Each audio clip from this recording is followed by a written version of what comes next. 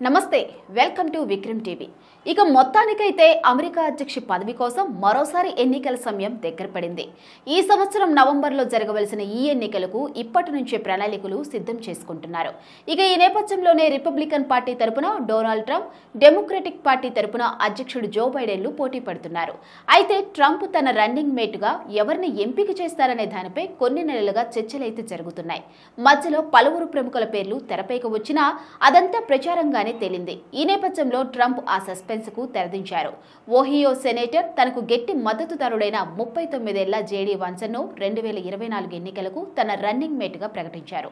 మిల్వాకీలో జరుగుతున్న Republican national convention లో ఆయన మాట్లాడుతూ సుదీర్ఘమైన చర్చ ఆలోచన తరువాత ప్రతిభను ప్రామాణికంగా తీసుకొని వైస్ ప్రెసిడెంట్ కావడానికి వాన్స్ బాగా సరిపోతారని నిర్ణయించుకున్నట్లు ట్రంప్ చెప్పారు। పుస్తకం ద్వారా వాన్స్ అమెరికాలో బాగా పాపులర్ అయ్యారు। మధ్య అమెరికాలోని పేద శ్వేత జాతి వర్కింగ్ క్లాస్ కథను ఇతివృత్తంగా తీసుకొని ఆయన ఈ పుస్తకం రాశారు।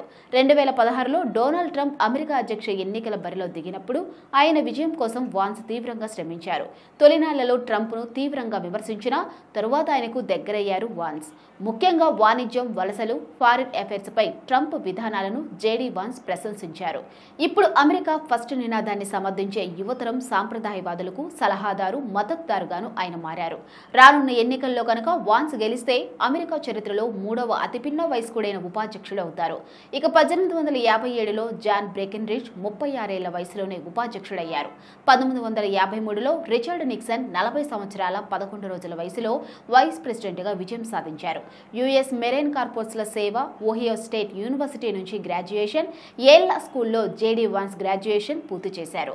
అలాగే ది యేల్ జర్నల్ ఎడిటర్ గా, యేల్ వెటరన్స్ అసోసియేషన్ ప్రెసిడెంట్ గాను సేవలందించారు।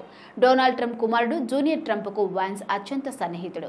ఇక జేడీ వాన్స్ భార్య ఉషా చిలుకూరు మన భారతీయ సంతతికి చెందిన అమ్మాయి। చిలుకూరి వాళ్ళ పేరెంట్స్ 1980లో ఆంధ్ర నుంచి అమెరికాకు వెళ్లి అక్కడే సెటిల్ అయ్యారు। దాంతో 1986లో ఉషా చిలుకూరి అమెరికాలో జన్మించారు। అలాగే తను యేల్ యూనివర్సిటీలో చదువుకుంటున్నప్పుడు ఆమెకి వాన్స్ తో పరిచయం ఏర్పడి ప్రేమించి పెళ్లి చేసుకున్నారు। ఇక ఇప్పుడు ఉషా లాయర్ గా కొనసాగుతున్నారు। తన భర్త మాత్రం రిపబ్లికన్ పార్టీ తరపున ఉపాధ్యక్షుడిగా నామినేట్ కాబట్టాడు। ఆయన కనుక విజయం సాధిస్తే ఇటు ఇండియన్స్ కూడా హ్యాపీగా ఫీల్ అవుతారు।